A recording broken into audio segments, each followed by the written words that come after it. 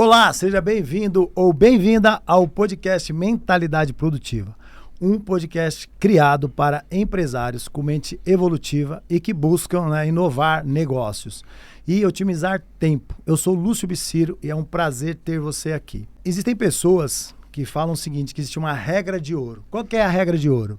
É que ninguém faz sucesso sozinho. Pode ser que você nunca escutou falar desses nomes, Steve Wozniak, Paul Allen ou Sam Altman. Mas esses caras foram figuras importantes na vida de outros caras.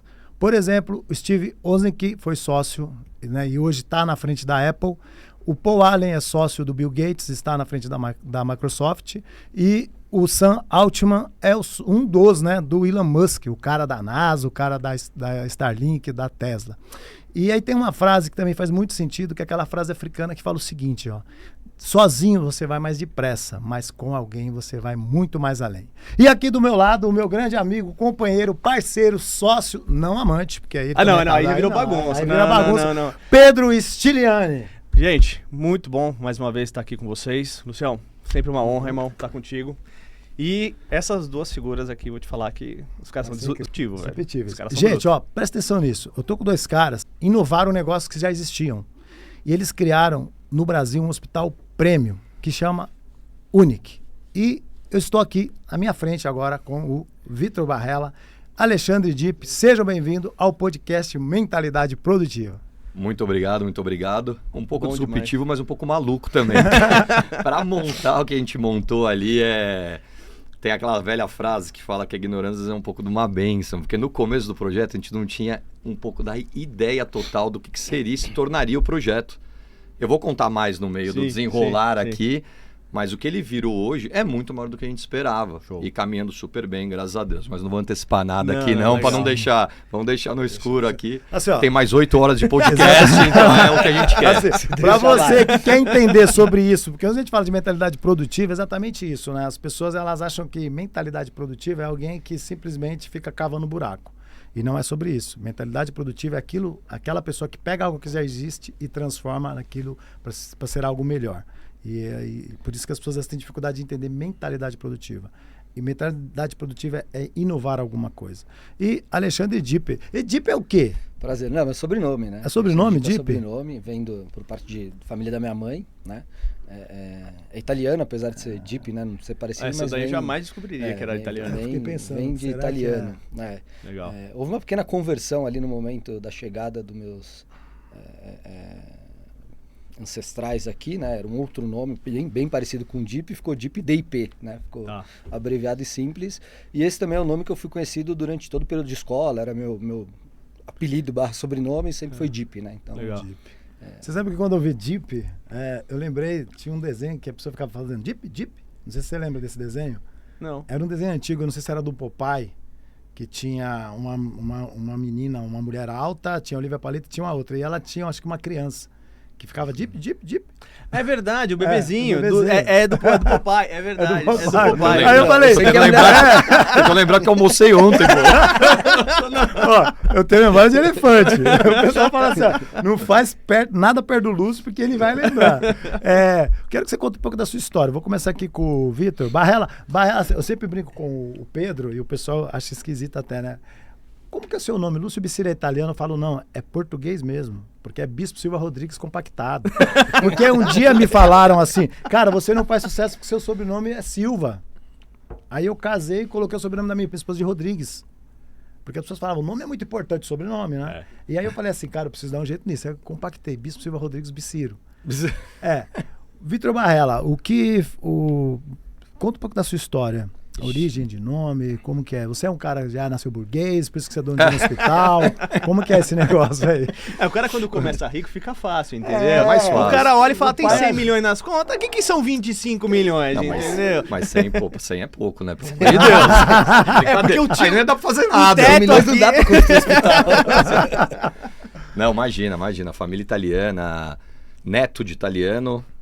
Minha avó veio nova pra cá. Na verdade, minha avó nasceu aqui, né? Nasceu aqui, mas a família só falava italiano. Então, minha avó faleceu há uns 15 anos atrás, com 90 e poucos anos. A família longínqua. Vai ser interessante. Vamos ver até onde que eu vou durar nesse estresse todo. Mas família italiana, Barrella também, parecido com a história do Alexandre, do Jeep. Escola me conhecia como Barrella. Minha irmã é conhecida como Barrella também, sobrenome forte. Pegando esse gancho da brincadeira, a família da minha esposa é Fentanes dos Santos. Ui! Dos Santos. Aí meu sogro, não, põe o Fentanes. Eu falei, não, tradição. Meu filho ficou Luca dos Santos Barrella. Eu falei, não, vai ter que ir lá. Aí eu falo, se for jogador é Luca dos Santos, que daí dá aquela... empresário vai pro Luca Barrella. Imagina, mas eu falei, imagina, isso aí não ligo não. A família veio, então Barrella vem do Italianada sul da Itália. Tem uma história muito legal, minha tia... Sul da Itália. Sul da Itália, pobre, Sul da né? Itália. Quem já conhece, já sabe que os 100 milhões era só mentira e brincadeira do início. Tem uma história muito legal, muito engraçada. Minha tia foi querer ver os ancestrais, né? Querer ver a árvore que nascemos. E chegou lá, minha tia tinha um poder aquisitivo muito bom. Chegou lá no sul da Itália, na família Barrella. Brasileiro veio aqui pegar dinheiro, pedir dinheiro, os caras tudo ferrados, os caras não tinham nada. Falou, não, queria entender, conhecer, mas imagina, né? Italianão às vezes é um pouco mais brutão, né? Mais rude e não deu muita conexão, né? Mas a família veio, meu avô tinha negócio, meu avô tinha uma marcenaria, meu pai foi empresário por muito tempo, já antecipo ou já emendo as histórias todas já, hein? Fica tranquilo. Meu pai teve loja há muito tempo, mas ele quebrou nos anos 90, daí, graças a Deus, deu tudo certo, pegou um táxi, trabalhou com um taxista, eu não vim de família rica, não tenho família rica, pegou um táxi... Na época não tinha Uber. Na época não tinha Uber, então isso daí foi o que salvou. E aí ele foi pra Congonhas também, que lá não posso reclamar não, é um valor super bom, Você dá para estabilizar e conseguiu pagar a escola para mim, para minha irmã, pagou a faculdade da minha irmã. Então deu tudo certinho e sempre veio essa mente para mim, né? Eu sempre olhei negócios. E o que você falou foi muito impressionante no começo, né? Que junto a gente vai mais longe e às vezes mais rápido.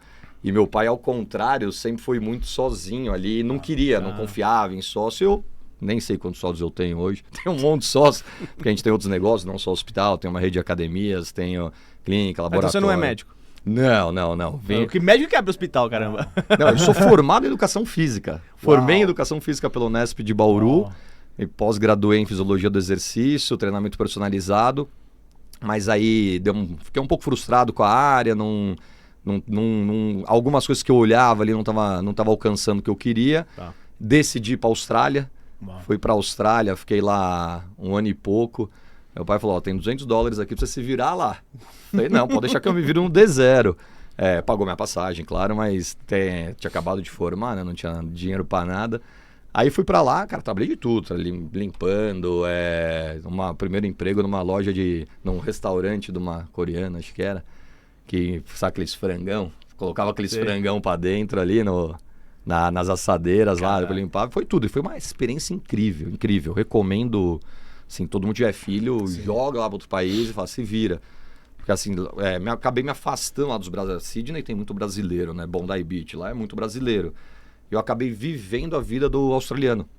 Então foi muito legal. Absorvi uma cultura lá diferente. Aí depois estabilizei lá, trabalhei num restaurante, bar, 3 andares, maravilhoso. Fiquei super amigo do pessoal e trouxe um dinheiro pro Brasil. Quando eu trouxe esse dinheiro pro Brasil, assim, nada muito significativo, mas eu falei, vou fazer meus negócios aqui. Chamei o cara que morava comigo lá na República, em Bauru, que fez faculdade comigo, fez o Unesp também.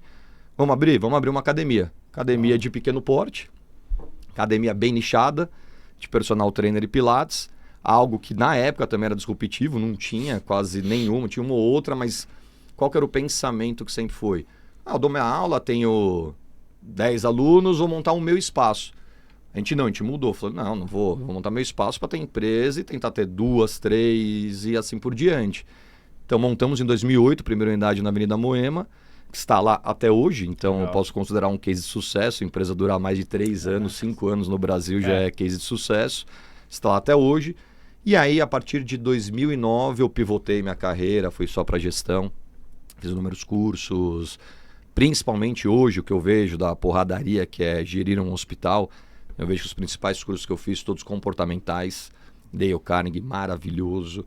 Empreitec, curso do Sebrae, maravilhoso. Ele trabalha muito mais comportamento. Quer que a teoria, você pega um livro, lê, estuda, anota, você aprende teoria.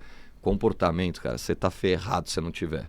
Sim. Tá ferrado. Eu acho engraçado, o Lúcio fala bastante de hábitos, comportamento, posicionamento, branding, né? Que a gente tem que ter esse equilíbrio. E é engraçado quando ele vai comentar alguma coisa comigo, ele fala assim, então, esse aqui é o que diz o livro. Agora vamos pra prática. Exato. É o que você acabou de diferente. dizer. Exatamente. Entendeu? É diferente. Deixa eu só pegar mais 3 pontos que você falou muito interessantes que eu fiquei curioso. Seu pai em 90 quebrou por causa do Collor? Porque uma grande maioria foi, né? Boa, ótima pergunta, aliás, nunca associei. Eu não jogaria só em uma variável. É claro que, assim, ele teve... tinha 50 costureiras, era uma confecção. Pants Panterinha, o nome da empresa. Olha. É de roupa infantil. Legal. Pô, devia até hoje economizar muito com meu filho, né? Que Pants Panterinha hoje não ia dar certo. Né? Pants Panterinha hoje não ia ser infantil. Não ia ser... podia ter pivotado o negócio também lá. Não ia ser ruim. Aproveita a marca. Assim, nesse período a gente tem um amigo, que é o Wilson, né? Sim. Que ele conta essa história, que a vida dele mudou por causa do Collor. Que quando ele quebrou, ele também estava ele veio de uma certa situação que em 90 o pessoal quebrou absurdamente, ele tinha uma grana guardada. E aí foi onde ele montou uma securizadora na época. Que legal, que legal. Então, ele se tornou um cara. Outra coisa muito importante que ele falou e você comentou é assim, ó. A hora que você brincou com ele ali, né? Você falou assim, você não é médico para montar hospital. Então, mas o mais incrível é isso, né? Quem monta algo extraordinário nunca são as pessoas daquela atividade. O cara monta laboratório, não é um cara que era um biomédico, um médico, alguma coisa. Um grupo, um fundo, um cara que teve a sacada falou, tá faltando isso no mercado. Até porque a gente só vai enxergar o que tá faltando quando eu tô de fora. Quando você tá dentro da situação, você não enxerga isso. Isso aí é muito interessante. Então você sempre teve um perfil de empresário. E o Lucas, né? assim, né? Você tem vários negócios, terá outros. Começa... Né? de academia, lógico, né? Você vai terminar de contar, mas aí termina em hospital, assim, não tem nada nem... Termina não. Não termina esse Calma. Até onde a gente sabe, até o 9 e pouco, né? Isso aí tem só 30 anos, calma. Ele vai, a sua avó viveu 99? Minha avó viveu 98. 98, cara, então você imagina. Não, esquece. Então tem coisa pra inventar ainda. Essas 4 empresas nossas é pouca. Né? Exatamente. Então vamos correr atrás, porque senão a gente tá perdido. Outra coisa muito importante que você falou também, Vitor, que existe uma certa dificuldade que as próprias pessoas criam na vida delas, né? Você falou assim, meu pai quebrou, foi lá e pegou um táxi. Pra época também, pra pessoa vindo de onde ele veio, é como se falar, eu sou advogado, renomado hoje quebra e vou virar Uber. É mais ou menos isso, né? Só que a pessoa ela não vê esses limites, né? Tipo assim, eu não vou ter medo de descer esse degrau. Então eu sempre falo assim, as pessoas que não estão preparadas para quebrar são as pessoas que mais sofrem e morrem cedo. Perfeito. E dentro desse mercado que é o que a gente vive hoje de empresarial, a gente sabe que o fracasso ele está logo ali. Só que eu posso fracassar, mas eu posso continuar. Então a vida é essa constância, né? Eu erro, aprendo e continuo. Exatamente. É importante. E completando, foi ótimo já, completando questão de valores. Foi lá, não deu certo, pegou outro negócio, sustentando a família super bem. Então eu absorvi valores que são mais importantes hoje para mim do que qualquer faculdade que eu tivesse feito Harvard, qualquer faculdade. E isso trouxe, é uma prova aqui, o Alexandre está do meu lado, a gente trabalha muito valores dentro da sociedade também. Tanto que é impressionante que quem não compactou com os valores, você não precisa tirar, ele sai. Isso, exatamente. Ele vai se afastando aos poucos e a gente bate, eu sou muito chato com isso, sempre conversa significativa, conversa verdadeira, dou o que doer, mas conversa aberta, tem que estar lá. Então isso eu absorvi muito da minha família, meu pai super guerreiro, minha mãe também, sempre trabalhou junto também, e aí depois que ele pivotou, foi pro táxi, daí obviamente ela foi mais cuidar da gente, mas sempre ali juntos, dedicando ao máximo. Então a dedicação que eles tiveram, se eu tiver um pouquinho da dedicação que eles tiveram com os filhos nos negócios, já tô tranquilo. Tô tranquilo, vai ser sucesso. Exato. Continuando, eu vou continuar então a historinha ali, mas eu vou ser bem breve, prometo. Senão, como eu falei no começo, 8 horas. 8 horinhas, tá? 4 pra você, 4 pro time, tá bom? Fechado. Vamos indo. Aí foi a primeira unidade. A gente sempre olhou, como eu estava dizendo, olhou como negócio. Não como, vou ter meu local aqui, vou trazer meus alunos. Não, como negócio, né? Então, eu me afastei muito rápido, 2009 fui para só área de gestão, aí um monte de curso, um monte de livro, estudei bastante área de gestão e acho que fui pego pela sementinha do empreendedorismo, talvez eu fui pego lá atrás, como você disse, né? Mas ali foi bem aflorado. E aí foi a segunda unidade, terceira, e na quarta unidade um amigo em comum, apresentou a contabilidade da esposa, Mata, também uma ótima contabilidade, apresentou a contabilidade da Michelle, esposa do Alexandre, e ele acompanhando, né? Ele vai contar um pouquinho melhor essa parte, mas a gente entrou junto na 4ª unidade. Tá. E aí começou a trazer, também tem uma fácil networking, relacionamento, se relaciona super bem. Começou a vir a guinada para a área da saúde. Aí veio clínica, laboratório, montamos até aqui, acho que nem é por aqui, não me perco na localização, mas montamos um mini shoppingzinho, construímos, vendemos, graças a Deus, dá uma dor de cabeça. Montei aplicativo já, montei um monte de coisa. Caramba. Trabalhei em mercado multinível, Robert Kiyosaki. Eu entrei lá porque eu tinha um pezinho atrás com o mercado multinível. Quando eu entrei, me apaixonei, achei fantástico. Estudei, li Robert Kiyosaki. Gostei muito do mercado, gosto até hoje. Claro, você lembra quando foi isso aí? Pode falar os nomes aqui? Liberado? Eu entrei quando era Monavi. Então também. Aí, ó. Eu fazia as Monavi pra vender aquele suco no inferno. Assim, ó, eu entrei em 2011 com o Caio. Nossa, eu era da turma do Caio Carneiro. O Rodrigo tava comigo há 2, 3 anos atrás, que é parceirão do Caio. Então, Rodrigo Benquibor, que eu sempre erro sobre o nome dele. Abraço, Rodrigão, você vai ouvir aqui que eu te mandar. Legal, cara. Se você não mandar devolver o abraço, você não ouviu, eu vou ficar puto. Mas eu falo também que assim, ó, pra mim, a Monavi foi uma quebra de padrão. Porque ali eu entendi o que era negócio. Sim, é Um verdade. negócio escalável, exponencial, e tudo dependia do quê? De um Exato. convencimento. Então, assim, eu tava fazendo alguém ficar rico, sendo que eu podia fazer, né, a mim, Sim. não o outro. É verdade. E aí eu falei, cara, eu vou montar os meus negócios. Foi aí que eu tive essa sacada de montar as minhas coisas. Cara, exatamente. E eu absorvi algumas coisas dentro da Monavi. Eu estava na época com 3 unidades, se eu não me engano. Das Levens, né? Na academia, 3 unidades. E quando eu entrei, eu falei, cara, eu tô com dificuldade de gerir, sei lá, 50 colaboradores. E os caras fazem gestão de não sei quantos milhões de pessoas no mundo inteiro. Porque eu fiz, um amigo meu que mora na Austrália até hoje, entrei em contato com ele e começou a fazer lá. Eu falei, tô conversando com um cara aqui no Brasil, da Austrália, ele tá ramificando, aí trazia o pessoal, a gente conversava. Eu falei, cara, eu tô com dificuldade de gerir a unidade que tá 5 km uma da outra. Não, nem isso, 2 km uma da outra, com 50 colaboradores. E os pocketzinhos, lembra até hoje, os pocketzinhos, os livrinhos extremamente didáticos, então a pessoa pegava, então era muito fácil multiplicar. Então eu tirei muito aprendizado. Na Monavi, achei muito interessante, aí claro que começa a faltar tempo. E é um trabalho a mais. Eu falava isso pra quem ia entrar, tipo, pela minha transparência e sinceridade. Eu falava, cara, você tem que se dedicar. Não, eu vou fazer de vez em quando, eu nem pego. Binário. Só 2 perninhas, põe 2. É binário, um pra cada lado, vai montar aí esses 2. Eu morri ali, bicho. E vai pegar aí Mercedes uma e vai pro perna Cruzeiro. Mas assim, um Mas eu achei aprendizado. fantástico, foi um aprendizado, entrei também. E isso aí, quando a gente veio para essa área da saúde, clínica, laboratório, a gente foi trazer a clínica para cá, para Barueri. A gente, até por causa do Alexandre, ele mora aqui, então muitos pacientes de Alphaville iam para a clínica em São Paulo. A gente falou, vamos abrir lá. Vamos abrir aqui em Alphaville. A gente teve mais outro insight que falou, cara, vamos abrir. E a gente ia trazer a clínica para cá. Numa conversa com o pessoal da Takaoka, o próprio Dr. Flávio Takaoka, que é uma das maiores equipes de anestesia do Brasil, falou, legal, interessante. Eu falei, vocês não querem participar? Porque, cara, fizemos sem dinheiro, 100 milhões lá era só mentira. Então a gente tinha que vender cota, né? Não tinha para completar ali, tava precisando completar. Vocês querem entrar? Entro se for um passo a mais. Passo a mais era um hospital. Eu falei, putz, vamos entender. E aí, bem nesse momento, veio a pandemia. A gente tem um sócio, o Dr. Alessandro Monterroso Félix, ortopedista USP, residência HC, baita médico, e ele entrou na Secretaria de Saúde de São Paulo, e é auditor da ENASUS também na secretaria. Uma baita bagagem, né? Baita bagagem, e trouxe todo esse entendimento também de legislação, mas não só ele.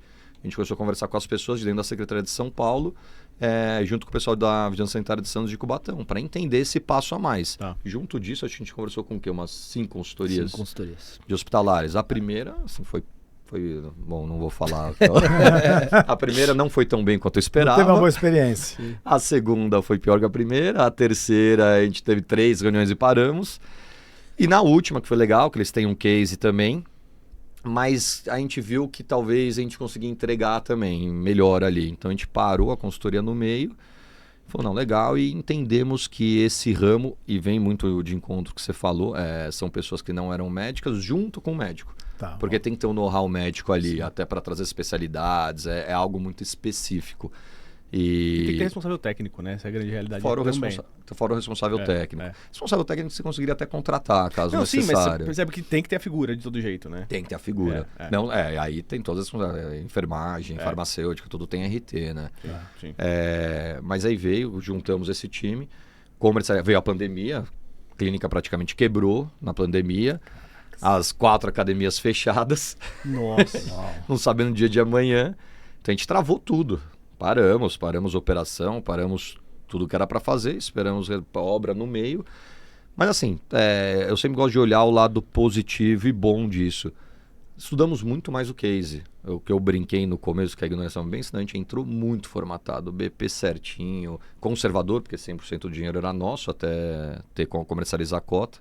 Então 100% conservador, ticket médio cirúrgico lá no chão, a gente falou, para em pé e para bem. E quem é da área, quem estudou isso, né? Com certeza os hospitais de grande porte que estão vindo para cá, estudou isso, você tem uma demanda reprimida muito grande. E não é Barueri, você tem até Sorocaba. Tá. E todo mundo vem para São Paulo. Por que você não faz algo um pouquinho antes de São Paulo? Mais fácil. Sim. 1h30 de trânsito, ninguém quer pegar. Nem o cirurgião, nem o médico e nem o paciente. Pegando esse gancho é interessante, né? O que aconteceu na pandemia? Muita gente mudou para Alphaville. Exato. Né? Então, aquela questão de qualidade, aqui tem muita casa, né? Então, a galera veio para cá e muitos médicos vieram para Alphaville, né? Então, aproveitando aí, e aí, como é que foi toda essa jornada até chegar à sociedade com o Vitor? Vou só fazer uma correção. Sim. Antes, se alguém da minha família ouvir o podcast, eu tô morto. Eu confundi os sobrenomes. O Seco é italiano, que é meu segundo, né, nome por parte de pai. Tá. O Dip é libanês. Eu contei a história do italiano, realmente. Sim. O Seco era o nome e tal. Tá.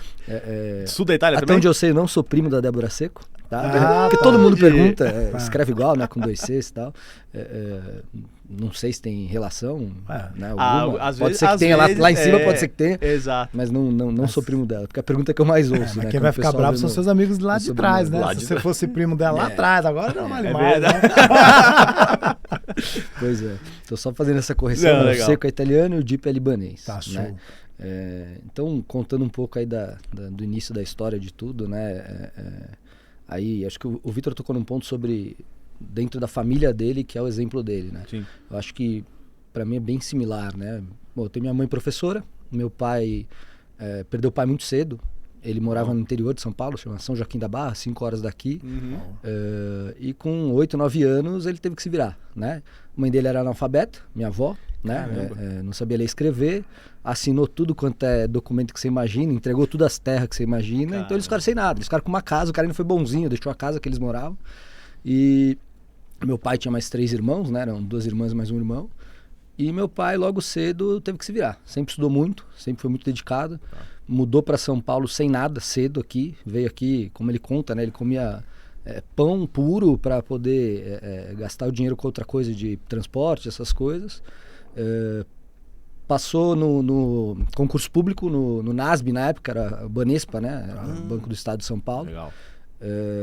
E tentou tocar faculdade de engenharia em conjunto, né? No segundo ano de engenharia ele não conseguiu, não tinha como conciliar. Acabou se formando em economia, né? Que era meio período, acho que engenharia era integral na época, alguma coisa assim, então ele não conseguia conciliar, tinha que estudar de madrugada. Sei que não foi, mas... Então assim, ele sempre batalhou muito, né? Sozinho, ele não tinha ninguém, como eu falei, né? Ele saiu sozinho lá de São Joaquim, veio para São Paulo e encarou tudo e todos aqui, né? Caramba, que legal. Exato, minha mãe também de São Joaquim, professora, a família era bem rica, mas... também perdeu tudo, mas meu avô, no caso, no jogo, né? Perderam tudo ali. Então, nunca foi uma vida fácil, assim. Mas pegando bem o que tu falou, né? Meu pai e minha mãe sempre trabalharam muito para que eu e minhas 2 irmãs tivemos escolas particulares, faculdades particulares, tudo pago. Nunca tivemos problemas, né? Só que eu, com 8 meses, eu estava dentro de uma escola. Né? Minha mãe trabalhando, meu pai trabalhando, eles não cuidaram de mim assim, dia a dia, né? Então, eu com 8 meses estava ali no maternal, né? Que chamava, né? Nem sei se tem hoje, mas é maternal. Tem. Então, sempre foi bem isso, né? Nossa vida ali e tal. Foi bem tranquilo. Então, o caráter dos dois, né? Do meu pai e da minha mãe, esse trabalhador e tudo mais, eu acho que moldaram bem também o meu caráter. E das minhas irmãs também, né? Acho que nós 3 ali como irmãos, a gente vê que os 3 trabalham muito e bastante, né? E acho que isso vem também de família. Bom, aí vou avançar um pouquinho aqui, né? Então, aí fui fazer faculdade de administração, sou formado na FAP em administração.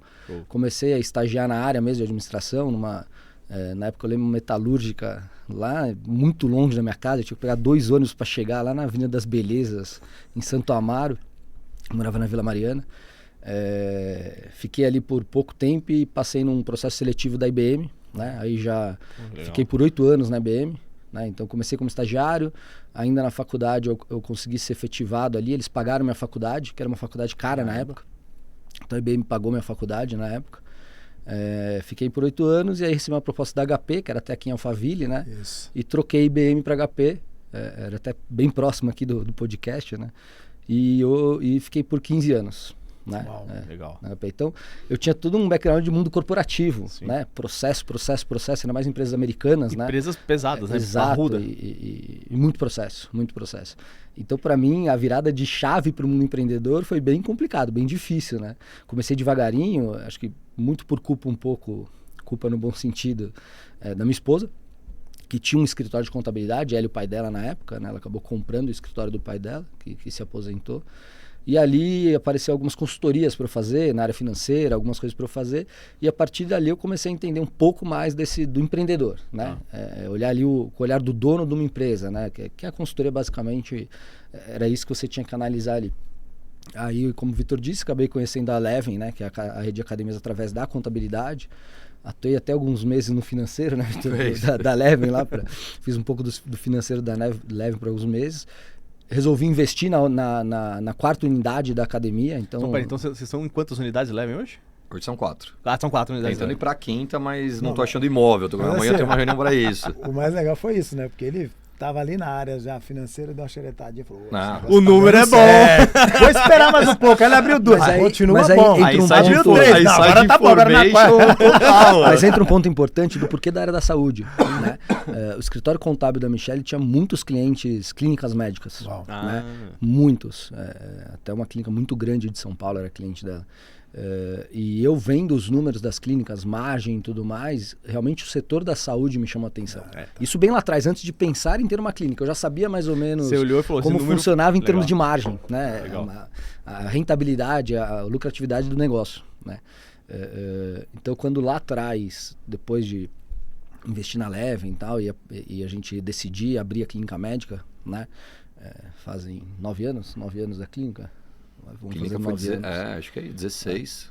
Foi na 17, acho que 16 ou 17 a clínica. Então eu já tinha um pouco de background em financeiro, números, né? De como se comportava. Só que eu e ele zero conhecimento técnico da área. Né? Então a gente foi até buscar um sócio médico na época para essa parte técnica, né? Porque pra gente, nós dois aqui sem conhecimento técnico nenhum, a gente ia ter que empregar um médico. E pra gente na época não fazia sentido, era muito mais fácil a gente ter um sócio, né? Trazer pro jogo área, faz mais sentido. Trazer pro jogo. É até o que a gente acredita, né? Vem junto fazer ele participar e tudo mais. Até na época, né? O nome da clínica nós fizemos questão que fosse o nome do médico. Né? Por uma coisa legal. Até, pô, cara, é ele que atende, porque quem tá no front ali é ele, né? Não sou eu, nós somos o administrativo aqui atrás, né? Então a gente até fez questão isso e acho que por um bom tempo ali foi um sucesso por isso. Isso é a primeira clínica médica nossa, primeira aventura na área da saúde. E hoje que a gente enxerga, só fazendo um parênteses, hoje acaba na área de gestão, nós somos o holofote ali na gestão, né? Então, todas as reuniões, mas quem está atendendo com o paciente é o médico, não tem como. Então, você tem que estar muito próximo. Mas acaba tirando hoje no Unique, por exemplo, e vem mais reunião para apresentar, tudo isso acaba indo mais eu e o doutor Alessandro, para falar a parte médica.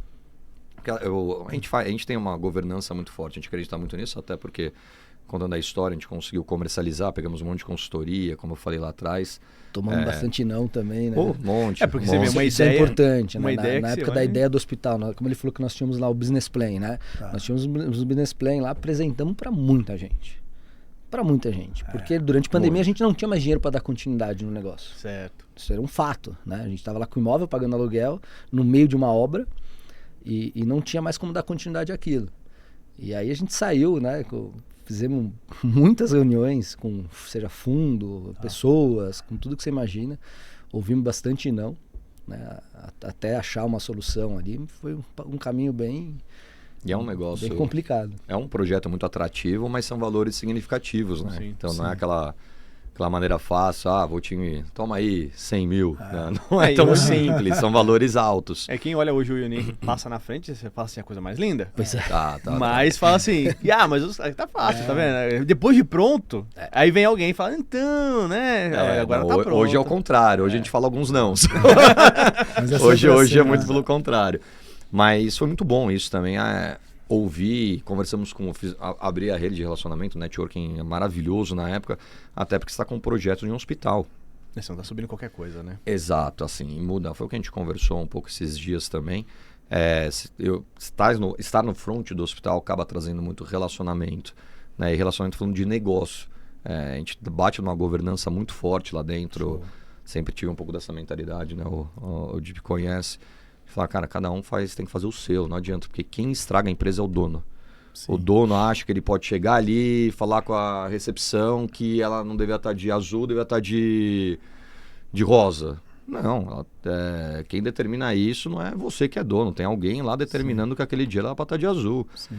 Mas acontece muito, eu sou muito chato com isso também, muito. E tem a governança ela não é decidida por 1, por 2, não é decidida porque quem tem 99% de equity ou 0,2% de equity, é decidida pelo grupo. Não importa o quanto você tem, decidido pelo grupo, obviamente, quem está no front da gestão. Isso é colocado, é determinado. Hoje estou na cadeira de diretor executivo, CEO, como quiser chamar, do Unique, o Deep CFO, então, e o Alessandro na área técnica, que é o Dr. Alessandro. A Alessandra é RT de enfermagem, também na gestão do bloco cirúrgico e gestão da unidade. E estamos trazendo mais colaboradores. Trouxemos o Wesley também, que tem uma baita bagagem no mercado.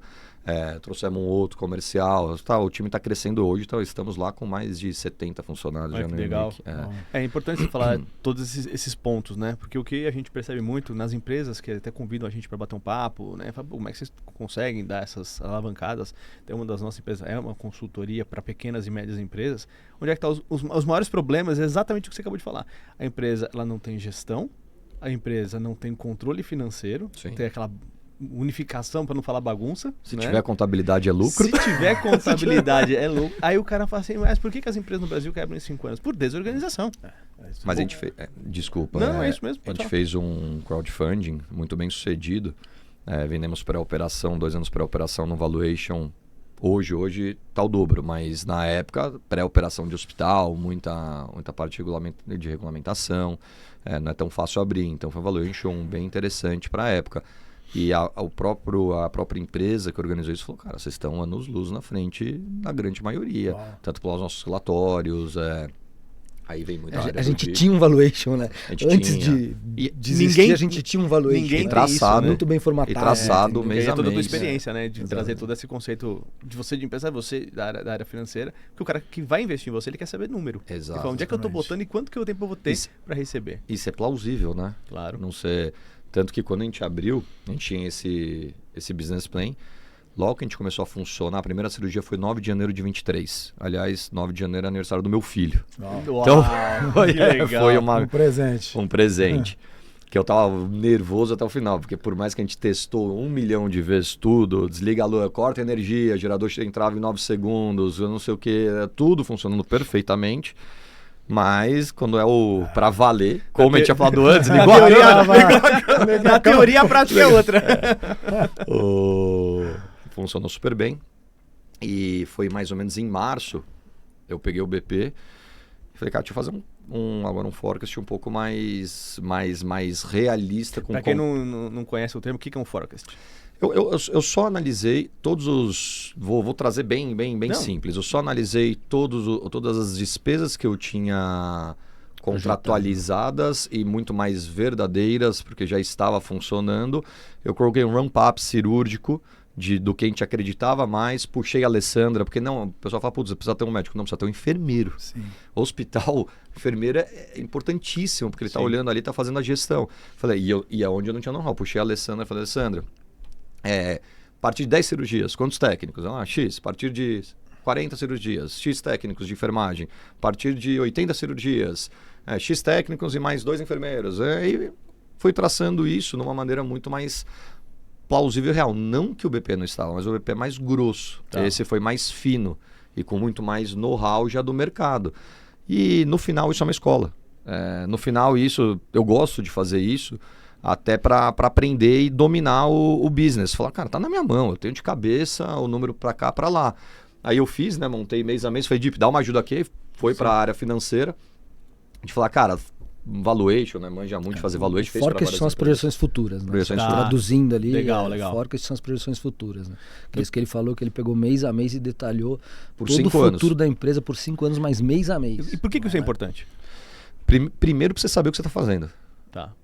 A maioria entra em qualquer negócio e não tem a mínima ideia. Eu vou vender bolo. Tá. Legal. Eu sou o melhor, eu faço o melhor bolo do Brasil. Legal. Quanto você vai vender seu bolo? Não sei. R$15. Mas quanto custa? Não sei. Caramba. Vai alugar um lugar? Assim, então as pessoas elas se perdem muito tirando... Aí volta o que a gente falou do médico também. É super importante, lógico. A gente tem um relacionamento muito bom, mas às vezes foge um pouquinho do conhecimento do médico, até por carreira. Claro. É muito complicado. Então, ele montar tudo isso, ele pode ser o melhor cirurgião. E acontece muito. Não é, eu tô com o Janguier na cabeça, mas o que era do Masterchef, o mais fortinho lá, o meu chefe de cozinha maravilhoso, o francês. Jacan. Jacan. Fugiu o nome dele, por isso que eu tava lá com o Janguier. O Jacan, eu não duvido. Janguier tem tudo a ver. Eu tava pensando... A música do Mamona. Eu tava pensando no médico aqui, médico que participou do vídeo, não sei quem é. Vai trazendo esse paralelo. Um abraço pro meu amigo Janguier. Um abraço pra você já, aproveitando. Trazendo esse paralelo, eu não tenho dúvida da qualidade da comida dele, mas ele não teve tanto sucesso quando foi empreender o restaurante dele. Então, assim, não é só ter a melhor cirurgia, não é só ter isso, você também precisa ter isso, mas vai ter outros fatores. E até fazendo um paralelo que a gente está conversando, o administrativo ele tem que também estar no front ali, na frente. Vai falar de número, vou falar de número, eu trago o DIP. Vai falar de valuation, falar de contabilidade, de imposto, ele tá lá, domina muito mais que eu. Pra que você vai se estressar se você tem um sócio que entende eu não vou saber fino tudo. O processo? É façil quando a gente vai para os extremos. Sim. Vou dar o extremo. Eu vou entrar na sala cirúrgica amanhã, eu vou fazer uma cirurgia, vocês estão loucos? Porra, mas é a mesma coisa. Eu não vou entrar no imposto e querer dominar mais que ele, é perda de tempo. Eu posso conseguir fazer uma cirurgia? Lógico que posso. Vou entrar na faculdade e vou fazer a cirurgia. Eu sou capacitado para isso. Eu não tenho dúvida da minha competência. Sim. Eu vou conseguir fazer isso. Mas eu vou ter tempo de fazer isso. E se eu me dedicar a isso, talvez a outra parte que eu faço bem, ali não vai funcionar. É o que você acabou de falar, né? Beleza, eu vou abrir uma fábrica de bolo.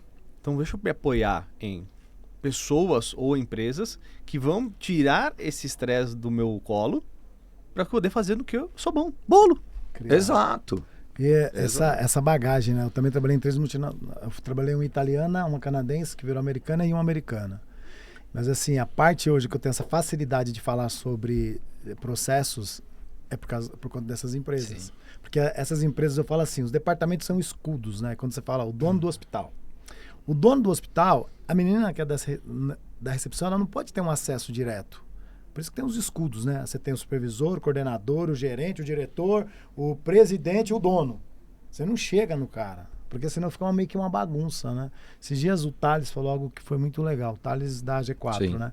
Ele falou algo que tem sentido. Você não é amigo do seu funcionário. Tem que ficar muito claro isso, né? Às vezes a gente tenta humanizar demais, né? E a pessoa ela acaba não entendendo isso. E quando a gente leva isso para dentro de processos, fica fácil porque você viveu e não só leu. Porque a maioria das pessoas hoje que vem de uma consultoria foi de leituras. Eles aprenderam isso em algum curso ou numa universidade, mas eles não viveram na pele. Quando a gente vive na pele, fica tão claro você olhar e falar assim, tá, eu vou começar um negócio. Por exemplo, o hospital. Você tem uma ideia de projeção, de fazer outros. Mas você tem o tempo para isso. Sim. Se chegar um cara que hoje falar, vamos montar 10, você montaria? Fizeram essa pergunta pra mim Eu juro por Deus. A gestão tá aqui. Fizeram essa pergunta pra mim há 2 semanas atrás. E aí, se a gente chegar, o pessoal grande e apetitoso, se chegar, não foram 10, foram 5. Consigo... Você faz 5 junto ao mesmo tempo? Eu falei, faço. O que vai mudar, a gente tem time hoje pra isso. Tá. O que vai mudar é aporte. Porque eu trago mais pessoas capacitadas pra dentro. Hoje, a gente é muito vinculado ao Unique também. Trago pessoas capacitadas para tocar um dia a dia. Restante, hoje eu tenho consultorias de regulamentação na mão, CETESB, de vigilância sanitária. Ontem o Alessandro foi... Tem um pessoal de Ribeirão, que tem fábrica de OPME, Hortos, Próteses, Materiais Especiais, que eles estão fazendo um em São Paulo, bem menor que o Unique, mas indo para alguma coisa cirúrgica. Eles vieram conversar aqui comigo. Eu falei, tem algumas coisas do que vocês me contaram que já não tá batendo muito, mas eu vou falar pro meu sócio, que é o que entende muito de regulamentação, e aí quanto cobra? Nada. Não vai cobrar nada. Nesse caso, é um bate-papo e também, obviamente, a gente quer unir e aproximar mais também.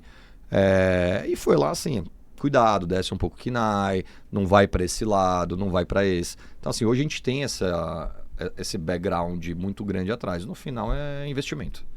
O cara chegar apetitoso, ele vai ter mais 5 modelos do Unique, talvez um pouquinho maior eu faria, mas não muito maior. 5 modelos do Unique, facilmente conseguir os 5 de uma vez. A estrutura agora está bem clara, assim, né? E eu tenho todas as parcerias já. A gente fez um primeiro hospital sem dinheiro, né? Então, tudo foi muito bem olhado e analisado, principalmente pelo Vitor e do Dr. Alessandro, que ficaram no front dessa obra, tá? Uhum. Então, tudo que você imagina. Então, desde o fornecedor de piso até o fornecedor da sala cirúrgica, que são os equipamentos caros. Tá. Todos foram negociados por quem? Pelo Vitor, pelo Dr. Alessandro.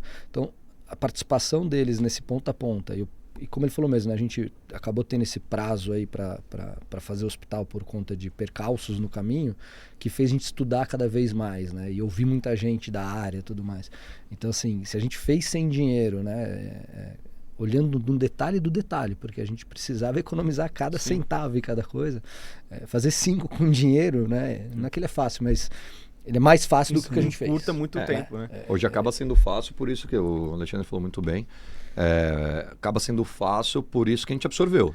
Mas agora, chamaram... Uma questão, né? Você acabou de falar, acabamos de ter uma conversa não de 10, mas de 5, né? De uma vez só. Por quê? O que o Unique tem de diferente de hospitais de São Paulo ou hospitais de... Enfim, conta pra gente por que levantou tanta atenção do mercado o Unique.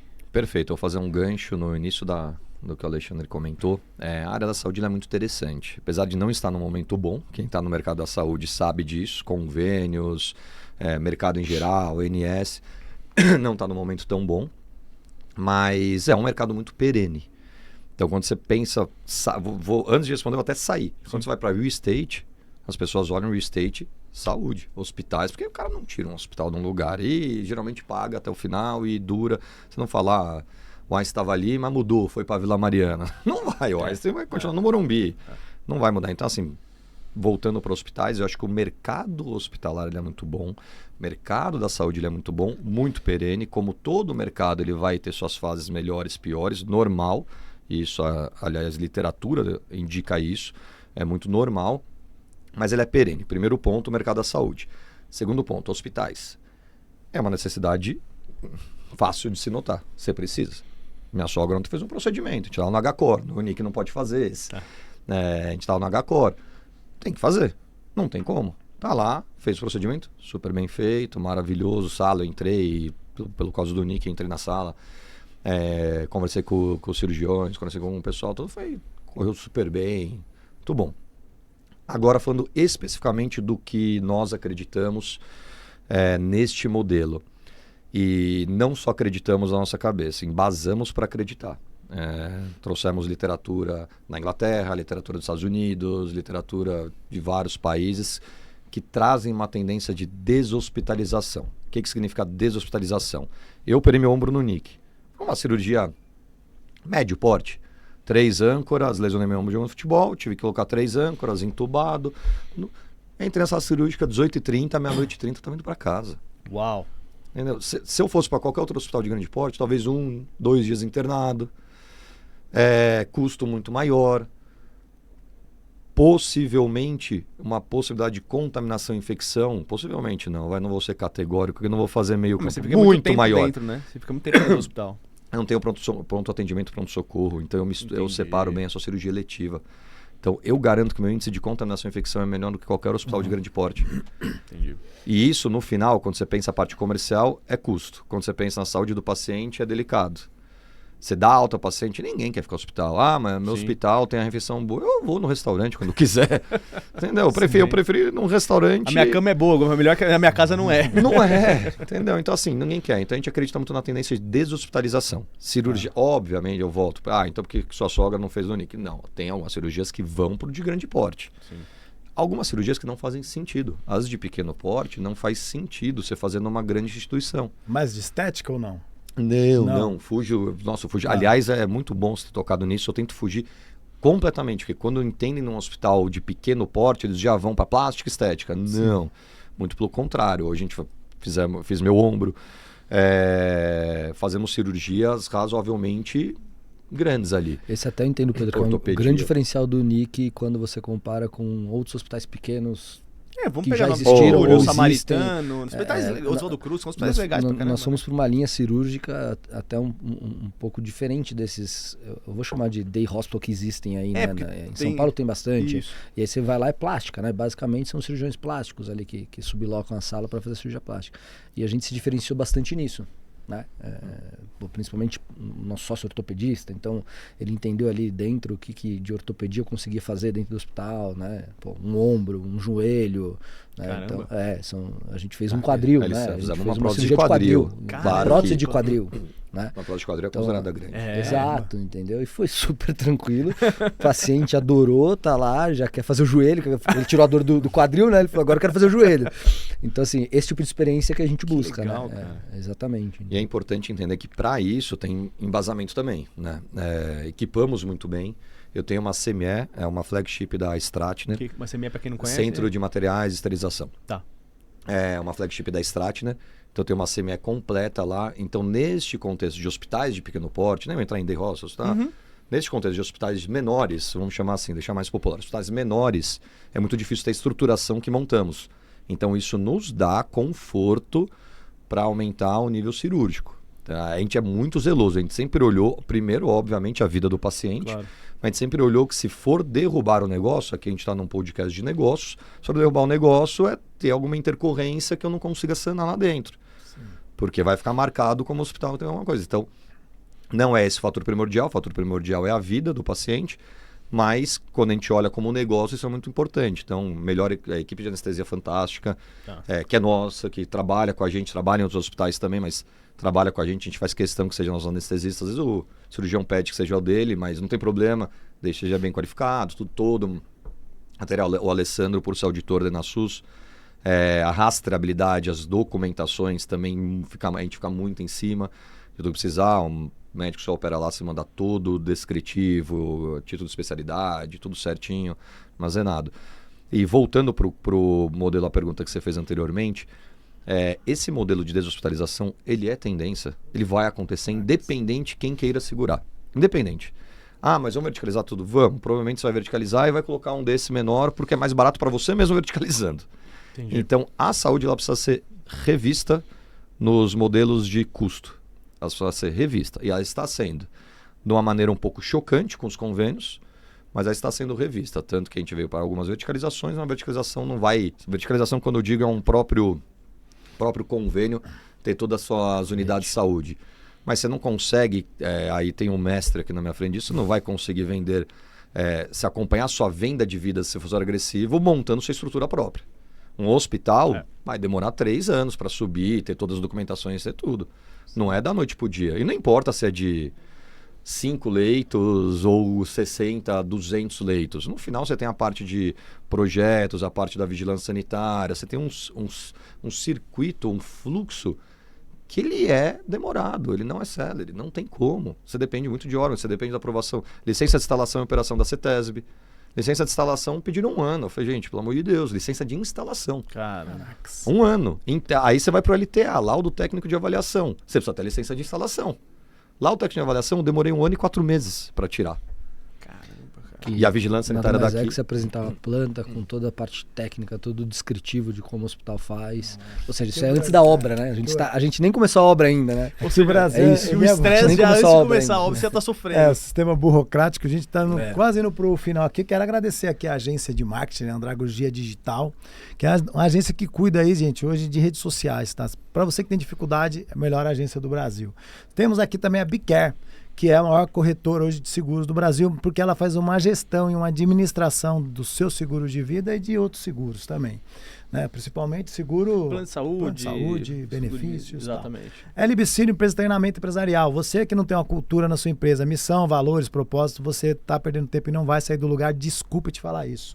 E a Tech Broker 360, que é soluções tecnológicas para os corretores de seguros. Correto, aí, Pedro? Isso aí. Tamo junto aí? Tamo junto. É isso aí? Só são essas empresas aí? Só um pouquinho.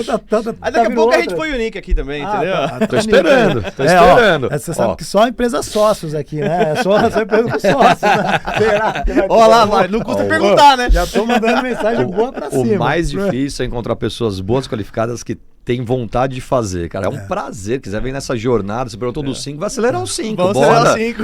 Eu ia te falar exatamente isso quando você falou sobre essa abertura, né? A expansão de uma empresa ela é muito importante, até para ela criar raízes no mercado mesmo. Então, tanto o Brasil como ir para fora. Só que a gente tem um problema hoje no Brasil que é de prestação de serviço. A mão de obra hoje nossa está um problema. A área comercial, pessoas que querem realmente trabalhar, elas querem emprego, mas não querem o trabalho, né?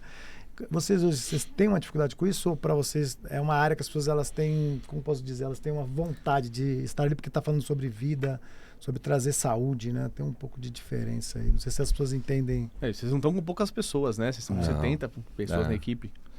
Temos como todo o mercado, e acho que você tem que quebrar algumas barreiras ali para conseguir, né? Então, nossa parte assistencial, todos são registrados, que parece uma coisa básica, mas não é todo lugar que registra. Sim.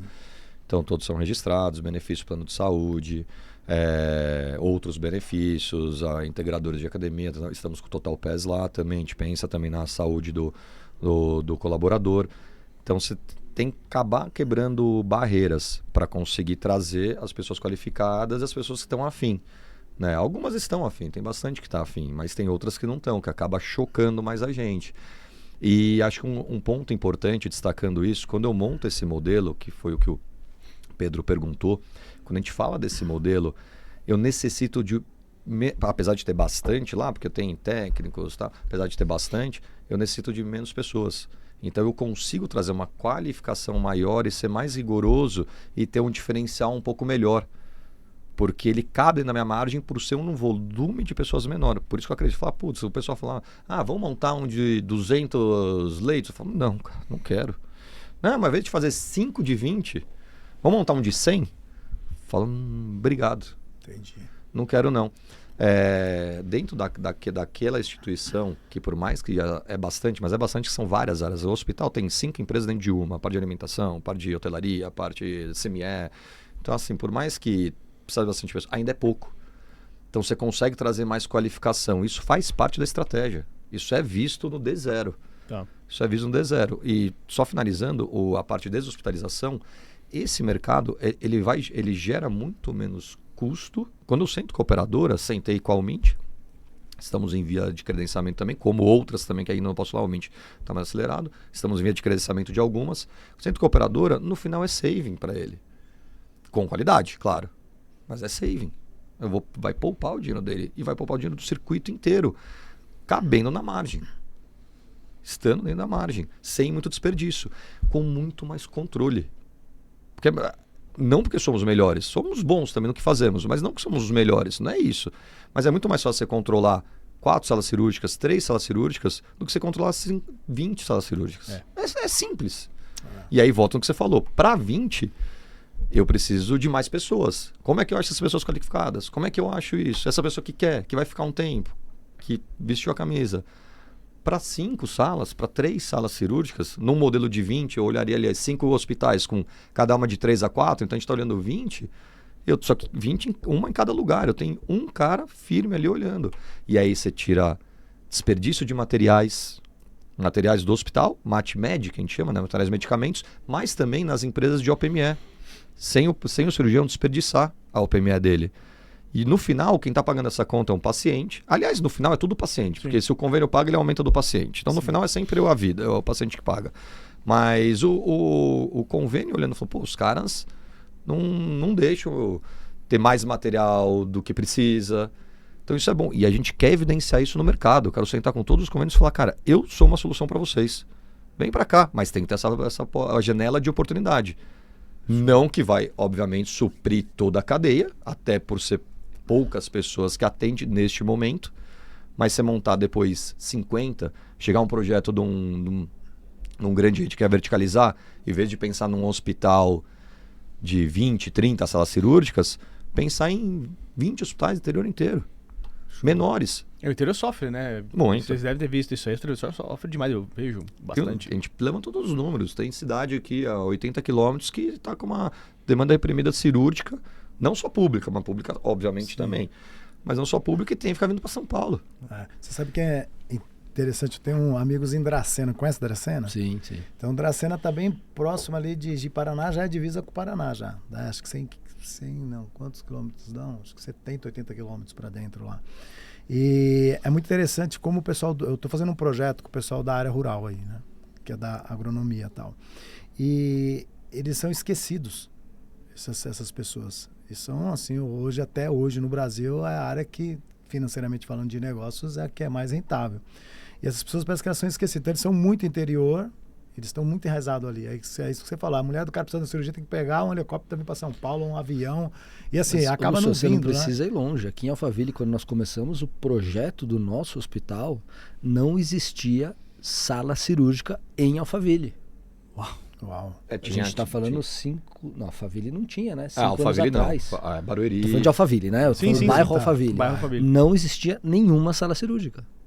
Nenhuma, quando nós iniciamos nosso projeto. Tanto que a gente brinca que copiaram a gente, né? Porque hoje apareceu o 9 de julho, né? E tá aparecendo o São Luís agora, né?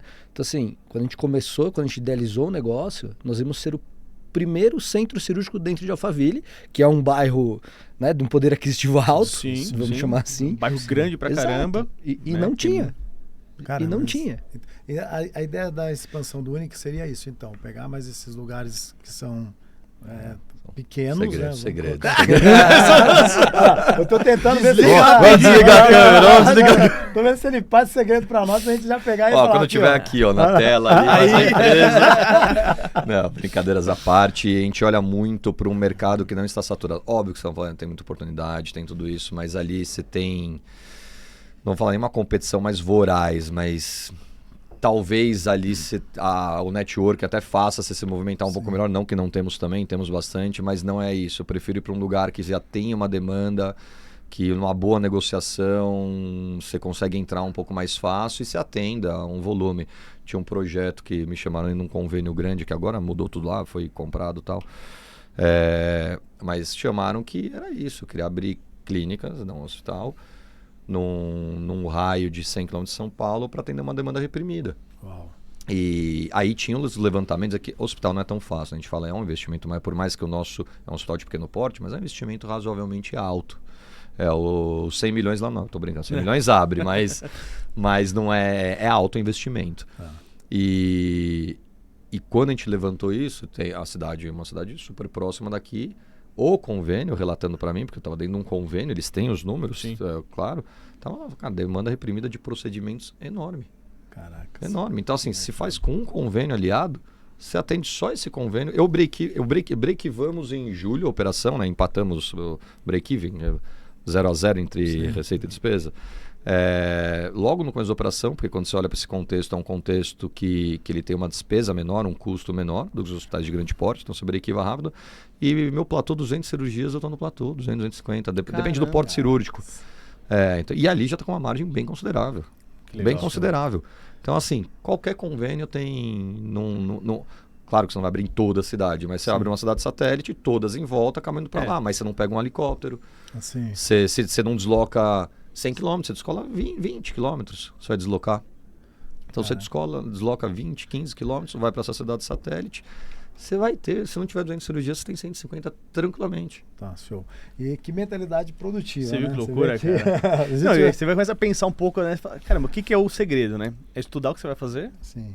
Bastante. Se apoiar em pessoas ou empresas que vão te dar, no começo a Leven se apoiou na Matar, para dar todo esse background de financeiro, né? Cuidar, e depois o Alexandre olhou e falou, não, cara, eu tenho esse know-how. Deu sinergia com todos os sentidos possíveis da palavra para vocês dois, mas eu acho que é isso, você tá sabendo o que você vai fazer.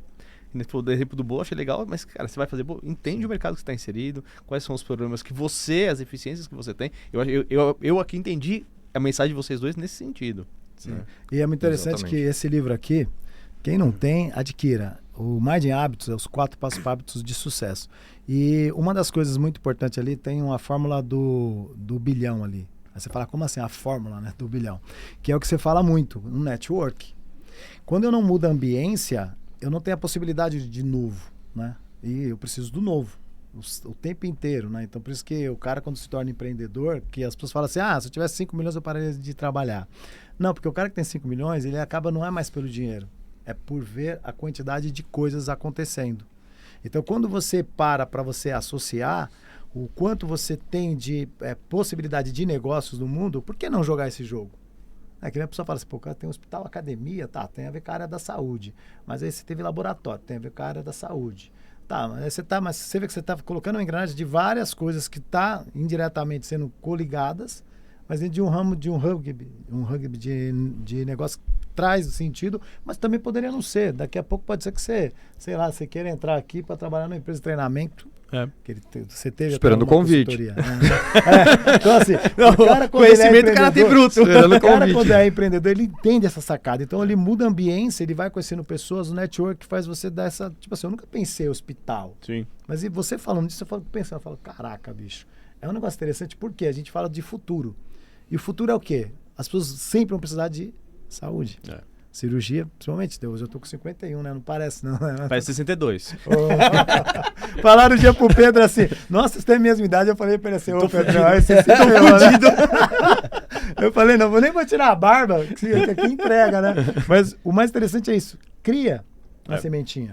Eu vi uma coisa quando eu era muito novo, né? Quando eu comecei a empreender, eu abri a minha primeira empresa em 2013. E aí me falaram na época, aí você vai guardando algumas informações, né? Assim, cara, você quer andar de Ferrari? Para de pedir conselho pra quem anda de Fusca. E não tô falando sobre carro. Sim, perfeito. Essa é a sacada. E é muito interessante. E esse podcast de hoje me trouxe muitas clarezas dessa possibilidade de como duas pessoas, né? Quando elas juntam, ela muda a rota do futuro. Aí isso é muito louco. Agora eu só tô na dúvida quem é o Steve Jobs e quem é o Steve Wozniak. Então. Cuidado que um vai morrer antes. Cuidado que um vai morrer antes. Valeu, Jobs. Valeu, Jobs. Um vai morrer antes, pô. Caraca, então vamos mudar, vai. Quem é o Paul Allen e quem é o Bill Gates? Fica melhor, fica melhor. Acho que é o Steve Jobs. Eu não tinha nem pensado. Também não foi nessa linha. Mas por família a gente tá vendo. Ele falou que 98, né? A minha avó tá fazendo 99 esse ano. Caraca, então a gente tá bem, cara. Esse cara tá com segredo. Pois é. Vocês estão com segredo do família de longevidade. Família de longevidade. Pegando, não sei o que, da criança. Não, para com isso. Cara, que legal. O que você poderia deixar para essa galera que quer vir pro mundo do empreendedorismo, mas tem medo? Vai pensando que depois eu vou. Planeje bem, primeiro. Planeje bem. E não é planejar a empresa, tá? Planejar o que você aguenta, o que você quer passar. Planejar que você não vai ficar rico no primeiro ano. Se ficar, você faz exceção de exceção. Então, não se considera exceção.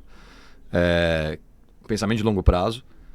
Daqui 10 anos, se der certo, a empresa daqui 5, se der certo, já tô começando a ficar feliz. Então, pensamento de longo prazo e vai tomar porrada para todo lado o tempo inteiro. Então, se não tem emocional, não desce. Ou, prepara um pouco esse emocional antes. Trabalha, faça cursos, indicaria um monte. Faça cursos, trabalhando o seu comportamental, o seu emocional. Claro que a literatura e teoria também, mas de verdade eu acho que... isso é categórico. No C-Levels é muito mais o QE, muito mais centralizado que só o QI, né? Então quando a gente vai para C-Levels, isso já é literatura também. Então ele preparar o emocional e não ser imediatista. resiliência que a gente tomou outro dia. Isso aqui falou, cara, você tem uma resiliência, né? Porque, caraca, tá aí, vambora, vamos pra cima. E acreditar, mas pra tudo isso, beleza, trabalhou pessoa, persona foi trabalhada. Aí vamos voltar pro bolo, que foi bom o bolo. Aí abriu o bolo sem saber nada. Não, aí você vai estudar o seu negócio, aí você tem que adquirir todo esse conhecimento, essa bagagem para conseguir introduzir isso. A partir desse momento, vai embora. Desce, que é bom. Eu gosto do que eu faço. Eu gosto do que eu faço cada dia mais. Isso é muito importante. Tem que gostar do que faz. Tem que gostar do que faz. Senão você desiste no caminho. Tipo, consultoria financeira, você fala, putz, eu aposento. A pessoa, não, financeiramente. Depois, e se eu ficar parado, acho que minha mulher me chuta. Se mulher não aguenta homem em casa parado. Se eu ficar o dia inteiro em casa, eu vou arranjar problema. Eu falei, não, se eu não tiver problema, eu vou ter que arranjar algum, cara. Então, não, melhor. Como você curte muito, você fica chato se você para. Exato. Porque você consiga, você fala que até não tá funcionando. Exatamente. E o seu recado, Alexandre? Pra mim é mais simples. Acha um sócio bom. não. Aí é sacanagem, pô. É sacanagem. O cara não tem esse meio de relacionamento. A pessoa vai ser vitimista.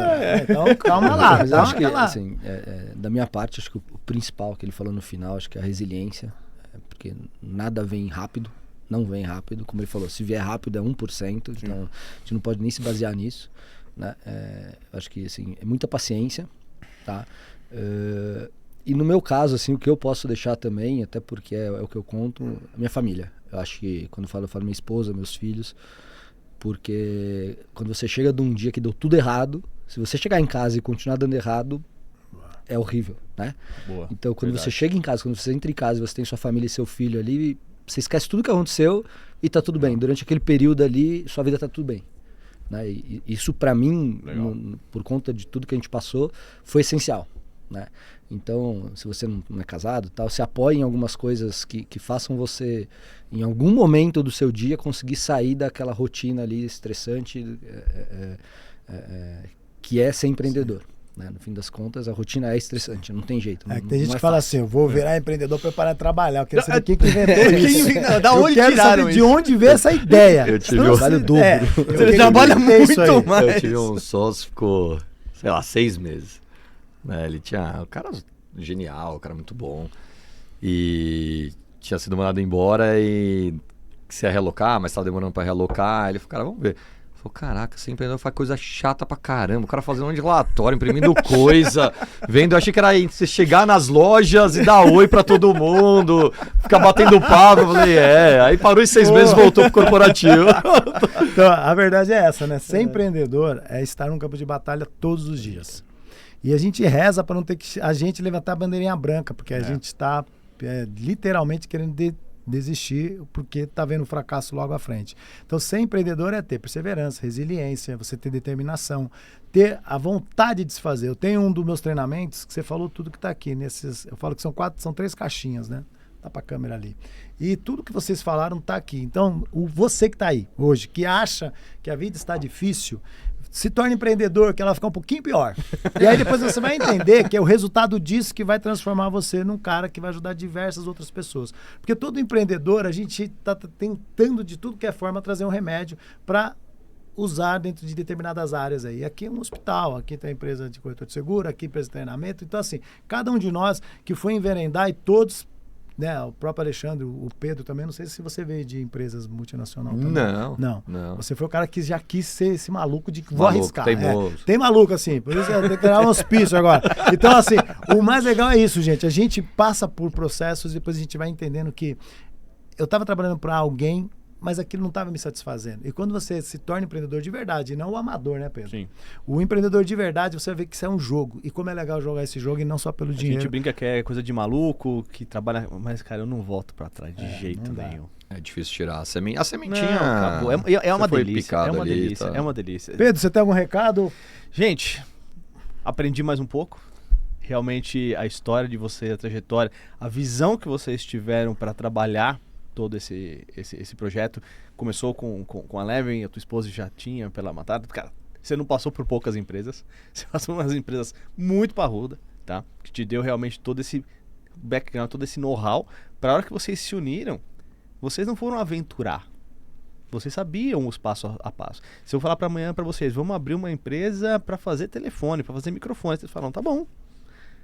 É só mudar o business. Mas como fazer, vocês entenderam. Eu acho que isso deu uma clareza até para mim, para outros negócios que acabam vindo pra gente, né? Qual é o preparo, que a receita, vamos acabar usando o bolo aqui até o final, que é o seguinte, entendeu a dinâmica, você consegue replicar. É isso que para mim ficou muito claro. Uau. E é isso aí, pessoal. Estamos encerrando aqui mais um podcast Mentalidade Produtiva. E se você gostou demais, compartilha com o máximo de pessoas, que pode ser que um dos assuntos aqui faça sentido para essa pessoa. Se você não segue a página, já segue, dá aquela curtida. E semana que vem estamos de volta? Semana que vem, conta com a gente. Conta com a gente. Então, semana que vem, Mentalidade Produtiva. Um abraço aqui pro meu amigo Vitor e Alexandre. Valeu, gente. Obrigado pelo convite. Obrigado pelo convite. E aí, galera, curtiram? Legal.